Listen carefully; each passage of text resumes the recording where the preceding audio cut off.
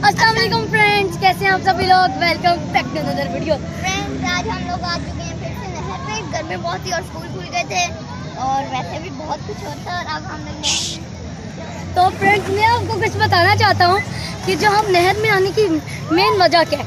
Friends, जो हमारे हैं ना वज़ीर तालीम पाकिस्तान शफकत महमूद साहब, उन्होंने हमारे स्कूल तो खोल दिए, लेकिन उनको ये नहीं समझ आई कि हमारे जितनी इन दिनों में गर्मी है तो उस दौरान क्या करें।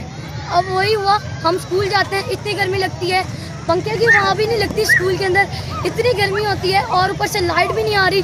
तो हमने सोचा नहर में आ जाए, तो आइए हम नहाते हैं नहर में और एंजॉय करते हैं। फ्रेंड, इस नहर में पानी ज़्यादा है पर हम लोग फिर भी एडजस्ट कर लेंगे। अब फ्रेंड मैं छलांग लगाने लगा हूँ।